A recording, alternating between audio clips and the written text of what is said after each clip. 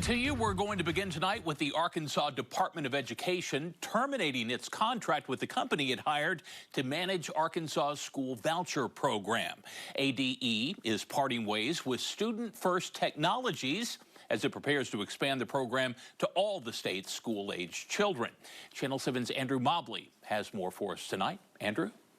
According to the Department of Education, Student First repeatedly failed to meet deadlines, and even when it did, the online platforms it created were faulty. Student First was contracted to develop an online platform for education freedom accounts and literacy tutoring grants created under the LEARNS Act, programs that provide state funds to Arkansas students and their families to spend on tuition for private schools and other educational services. In this role, the company manages the distribution of millions of taxpayer dollars to private schools and other vendors on behalf of students signed up for the programs. When Arkansas contracted with Student First earlier this year, it seemed like a better deal than the state had with previous vendor ClassWallet, which managed the programs during their first year of implementation in 2023. When the state chose to solicit other bids for 2024, Student First bid nearly $3.5 million less than ClassWallet and subsequently won the contract. However, some Arkansas lawmakers had concerns. On this sidecar contract, Sure. I believe your requirement was that somebody has done this for a year.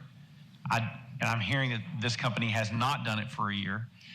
Furthermore, the company that we're awarding this contract to said they would need a 6-month gear up to be able to produce, and we don't have 6 months. It wasn't long before the new contract holder's failures became apparent. In September, Arkansas Secretary of Education Jacob Oliva aired his department's grievances with the company and asked them to resolve multiple deficiencies before October. As revealed in the letter, Student First repeatedly failed to fulfill its contractual obligations. The company was late by 2 months in providing fully operational application portals for students, vendors, and schools that were due on May 31st. The company was also supposed to have fund disbursement and expense submission platforms ready by June 30th, but ended up taking nearly 2 months longer for them as well. Worst of all, Student First has yet to finish an expense submission platform for Arkansas's homeschooled students. Beyond all that, Oliva says the products that Student First did deliver had significant problems, such as payments processing so slow they could take 2 weeks, as well as general system failures. After the company failed to fix these issues,